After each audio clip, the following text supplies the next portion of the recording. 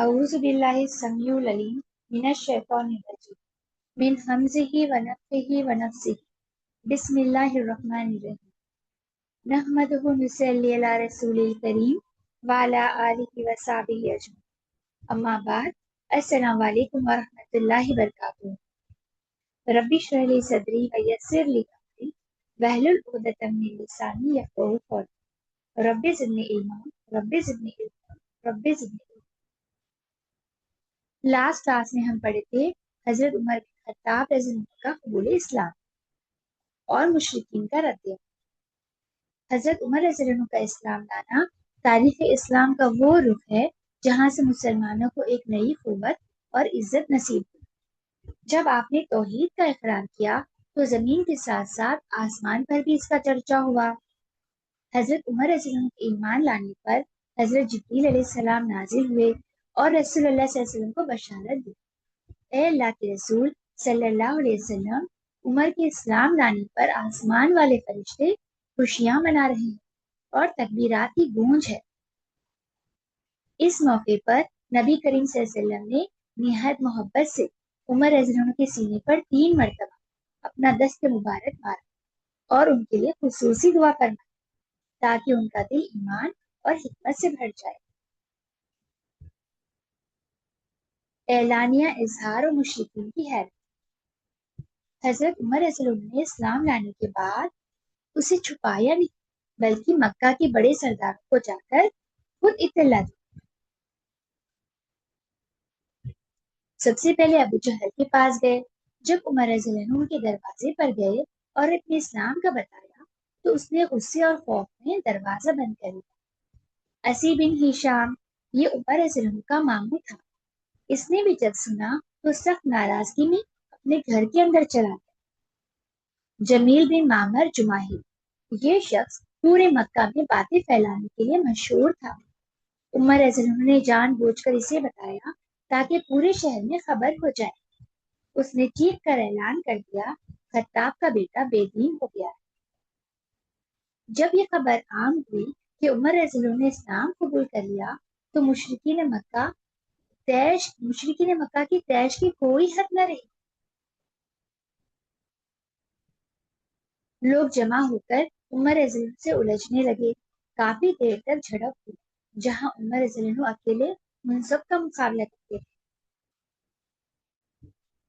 جب لوگ عمر رضی اللہ عنہ کے قتل کا ارادے سے جمع ہوئے تو عاص بن وائل، جو دشمن اسلام تھا مگر قبیلے کا ایک اثر رکھنے والا شخص تھا، باہر نکلا۔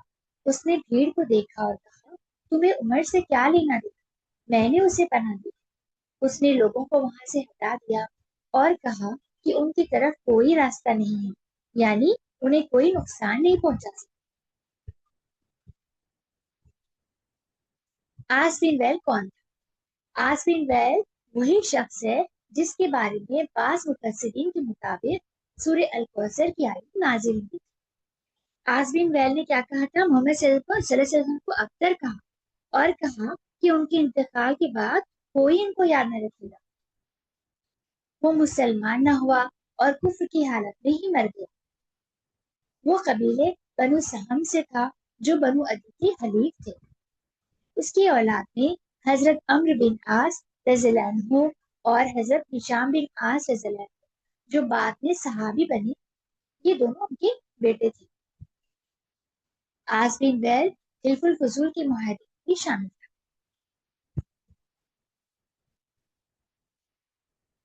حضرت عمر رضی اللہ عنہ کا اسلام لانا محض ایک فرد کا مذہب تبدیل کرنا نہیں تھا، بلکہ یہ حق اور باطل کے درمیان ایک فاروق یعنی فرق کرنے والی دیوار بن گئی۔ آپ کے آنے سے مسلمانوں نے پہلی مرتبہ کعبہ میں کھلے عام نماز ادا کی۔ حضرت عمر رضی اللہ عنہ کا اسلام مسلمانوں کے لیے عزت اور فتح کا آغاز بنا۔ مسجد حرم میں داخلہ اور پہلی باجماعت نماز۔ اسلام قبول کرنے کے فوری بعد حضرت عمر رضی اللہ عنہ نے نبی کریم صلی اللہ علیہ وسلم سے ایک سوال کیا، کیا ہم حق پر نہیں ہیں؟ اگر ہیں تو پھر کیوں چھپ کر عبادت کریں؟ ان کے اس جذبے کی وجہ سے مسلمان پہلی مرتبہ दो सफों में निकले, यानी दो ग्रुप्स में निकले। पहली सफ, इसकी क़ियादत हजरत उमर रज़ियल्लाहु कर रहे थे। दूसरी सफ, इसकी क़ियादत हजरत हमजा रज़ियल्लाहु कर रहे थे। ये काफिला निहायत शान से मस्जिद हरम में दाखिल हुआ। मुशरिकीन ये मंजर देखकर दंग रह गए। उन्हें सख्त चोट पहुंची। इस दिन नबी करीम सल्लल्लाहु अलैहि वसल्लम ने हजरत उमर रज़ियल्लाहु को फारूक, यानी हक और बातिल में फर्क करने वाला का लक़ब अता किया। हजरत उमर रज़ियल्लाहु के इस्लाम लाने पर सहाबा इकराम ने निहायत खुशी और फख्र महसूस किया। उनकी हालात में जो तब्दीली आई उसे इन अखबार से समझा जा सकता है। हजरत अब्दुल्ला बिन मसूद रज़ियल्लाहु ने फरमाया, जब उमर रज़ियल्लाहु ने इस्लाम कबूल किया तो हम बराबर ताकतवर और बाइज्जत रहे। उनका इस्लाम लाने से पहले हम खाने काबा के पास नमाज पढ़ने पर कादिर न थे।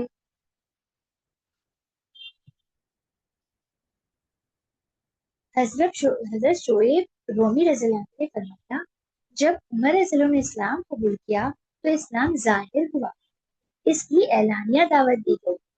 हमने बैतुल्लाह के पास तवाफ किया और जिसने हम पर सख्ती की थी उनसे इंतकाम लिया गया और उनके मजालिम का जवाब दिया।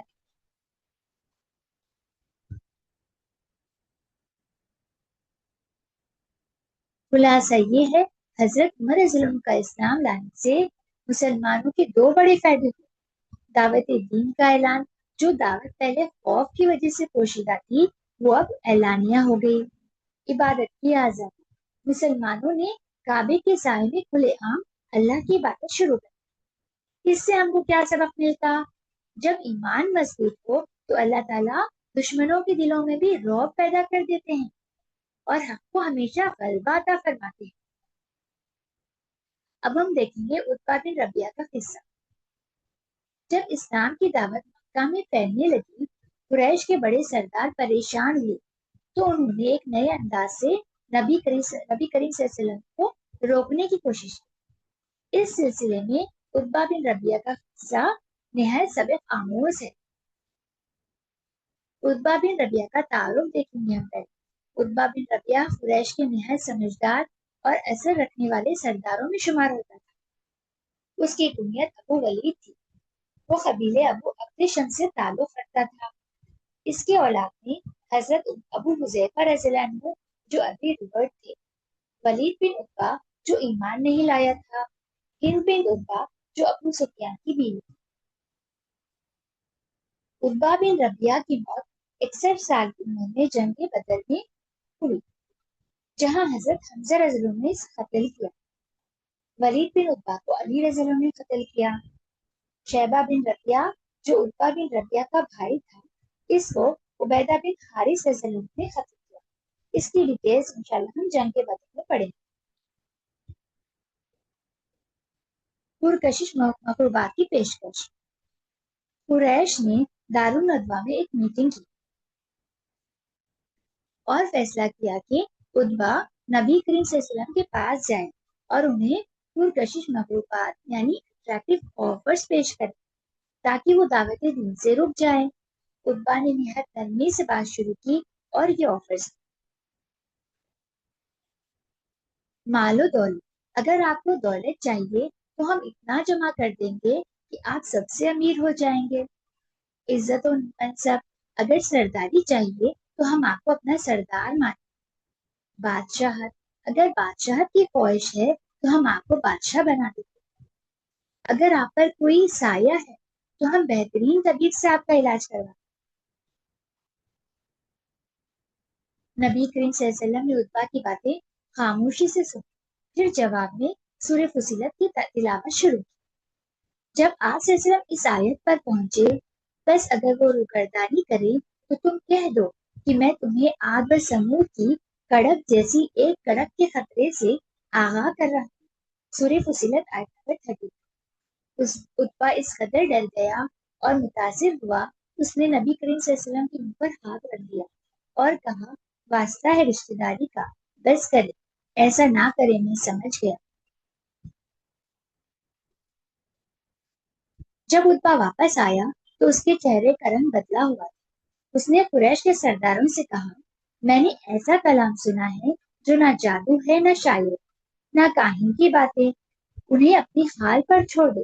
اگر وہ جھوٹے ہیں تو عرب کے لوگ انہیں قتل کر دیں، لیکن اگر وہ سچے ہیں تو ان کی بادشاہ تمہاری عزت ہوگی۔ مگر قریش کے متکبر سرداروں نے کہا، ابا، تجھ پر بھی محمد صلی اللہ علیہ وسلم نے جادو کر دیا۔ قرآن اللہ کا کلام ہے۔ اس واقعے سے ثابت ہوتا ہے قرآن مجید کی ہر ایک آیت میں ایسی خاص مٹھاس اور تاثیر ہے جو بڑے سے بڑے دشمن کا بھی دل نرم کر دیتی۔ قرآن کے ذریعے ہی ہم اللہ کے قریب ہو سکتے ہیں۔ حق کو پہچاننے کے لیے دل کا کھلا ہونا ضروری ہے، ورنہ انسان اتباع کی طرح حق کو پہچان کر بھی محروم رہ جاتا ہے۔ اس میں ہمارے لیے کیا سبق ہے؟ ہمیں چاہیے کہ ہم اپنے آپ کو قرآن سے جوڑیں اور دوسروں تک بھی اس کی پراثر دعوت پہنچائیں۔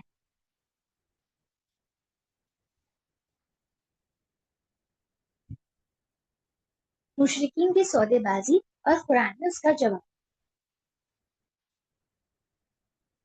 دعوت دین کے ابتدائی دور میں کفار مکہ نے ہر دروازے کھٹکھٹایا، تشدد سے لے کر لالچ تک۔ جب انہیں ناکامی ہوئی تو انہوں نے درمیانی راہ یعنی کمپرومائز کا ڈھونگ رچا، مگر اللہ کا دین کسی سیاسی سمجھوتے کا محتاج نہیں۔ پہلی سودے بازی عبادت میں شرکت۔ مشرکین نے کہا، ایک سال آپ ہمارے خداؤں کی پوجا کریں، ایک سال ہم آپ کے معبود کی عبادت کریں گے۔ اس پر اللہ سبحانہ تعالیٰ نے سورہ الکافرون کو قطع تعلق کے طور پر نازل کیا۔ اے نبی کہہ دیجیے، اے کافرو، میں ان کی عبادت نہیں کرتا جن کی تم کرتے ہو، اور نہ تم اس کی عبادت کرنے والے ہو جس کی میں کرتا ہوں، اور نہ میں ان کی عبادت کرنے والا ہوں جن کی تم نے کی ہے، اور نہ تم اس کی عبادت کرنے والے ہو جس کی میں کرتا ہوں۔ تمہارے لیے تمہارا دین ہے اور میرے لیے میرا دین۔ دیکھیے، اسلام میں عدل بدل نہیں چلتا، عبادت صرف اللہ کی ہے اور اس میں کسی کی بھی شرکت کفر ہے۔ سورہ الزمر آیت نمبر 64 میں اللہ سبحانہ تعالیٰ فرماتے ہیں،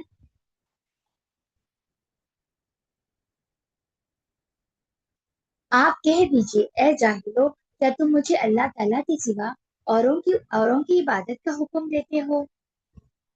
سورہ الانعام آیت نمبر 56 میں اللہ سبحانہ تعالیٰ فرماتے ہیں، آپ کہہ دیجیے، مجھ کو اس سے ممانعت کی گئی ہے کہ ان کی عبادت کروں جن کو تم لوگ اللہ تعالیٰ کو چھوڑ کر پکارتے ہو۔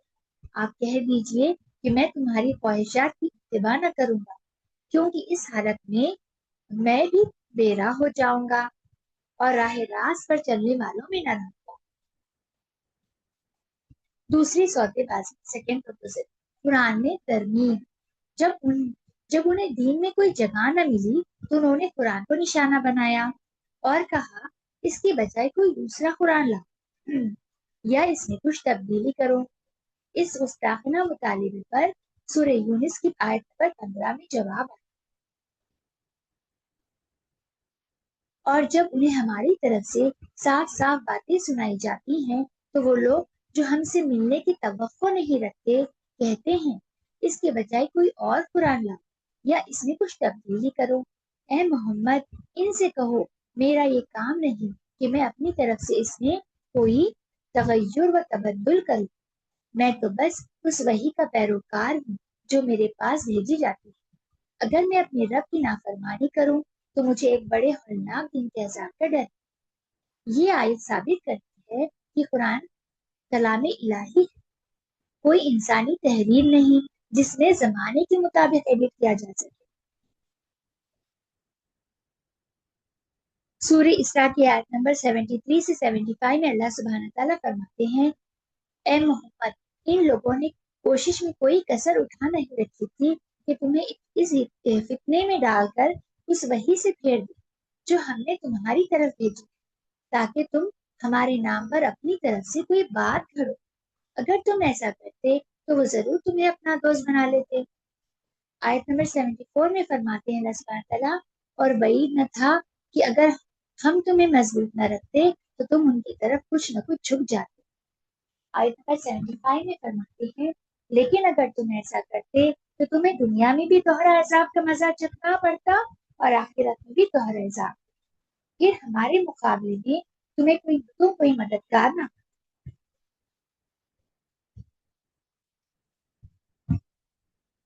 علماء یہود کی سازش۔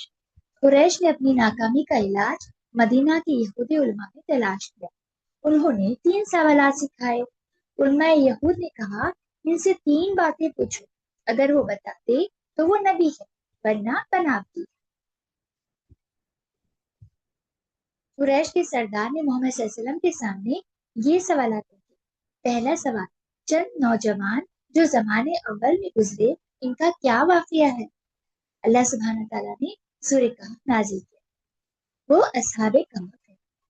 دوسرا سوال، گردش کرنے والا جو زمین کے مشرق اور مغرب پہنچتا، اس کی کیا خبر ہے؟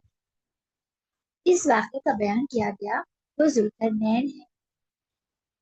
تیسرا سوال، رخ کیا ہے؟ سورہ بنی اسرائیل آیت نمبر 85 نازل ہوئی، اور یہ لوگ ان سے روح کے بارے میں سوال کرتے ہیں، کہہ دو کہ روح میرے رب کا کہہ دو کہ وہ میرے رب کے حکم سے ہے، اور تمہیں انسانوں بہت تھوڑا علم دیا گیا ہے۔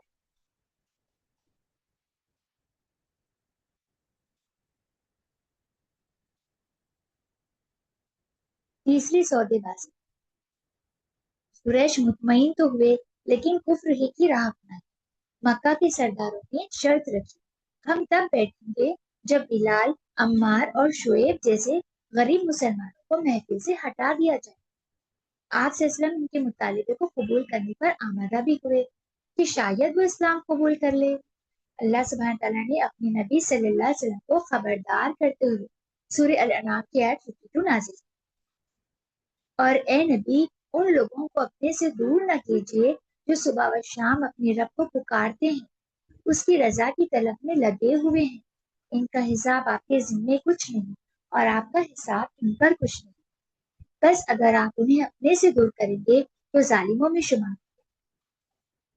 خلاصہ بیان یہ ہے، اسلام نے تکبر کی دیواروں کو گرا کر بھائی چارے کا وہ نظام دیا جس میں ایک غلام اور ایک سردار ایک ہی صف میں کھڑے ہوتے ہیں۔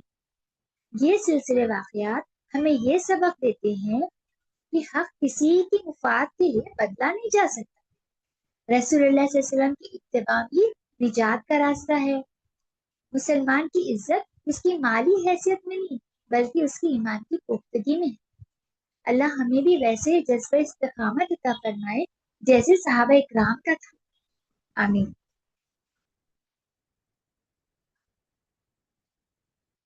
اب ہم دیکھیں گے سیرت کی روشنی میں آج کے دور کا منشور یعنی مینیفیسٹو۔ عقیدے میں نو کمپرومائز یعنی انشیکیبل فیتھ رہنا ہے۔